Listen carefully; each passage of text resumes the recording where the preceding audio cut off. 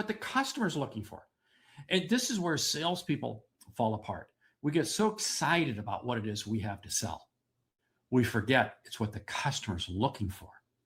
Spend time initially just finding out, what is the customer looking for? What are their pains? What are their problems? Then you'll see. Question it. What type? Because obviously the evolution of sales over the last sort of 5-10 years is now more question based than it ever was. It was 5-10 years ago, it was just a hard sell. You were just battering someone until they accepted. What types of questions should my audience be thinking about to be asking, which are then going to give you the clear indicators that this is actually, they see value in what you're selling? Yeah. First of all, I want to find out, what are the key objectives you're trying to accomplish in your job, in your role? What are the key initiatives? What are the big challenges that you're facing? I want to find out what's challenging them. Then I want to find out, what happens if you don't solve that? What happens if you don't get these taken care of? What else have you tried? What are some other options that you've taken a look at? When I begin to get those questions on the table, it is amazing at what happens.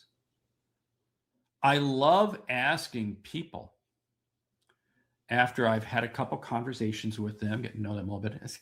By the way, what are your KPIs? What are your key performance indicators that you're charged with? You think about that. Not too many salespeople ask a question like that.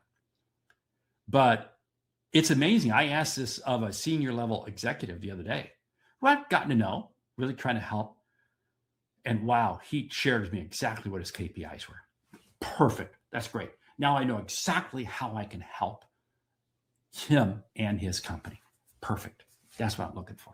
So what's your view on that sales is manipulation? Because a lot of people feel that even now we're inundated with information and everything, but why do people still feel that it's manipulation that sales is really based on? Well, yeah, it is. That is a hard perception to get rid of. I've got a daughter who was looking to buy a car, and I was afraid that the salesperson at the car lot was going to manipulate her, because it's just my perception.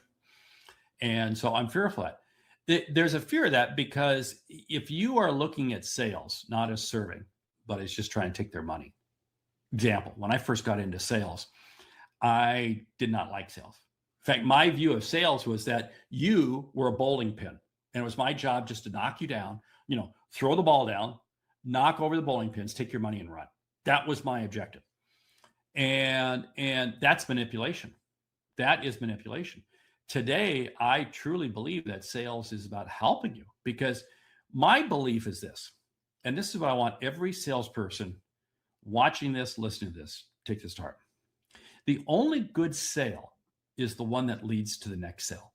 Stop and think about that. The only good sale is the one that leads to the next sale, because what you're doing is you're helping the customer so much that they either come back for more, or they recommend you to somebody else or something. But you haven't closed a sale, but you've opened a relationship.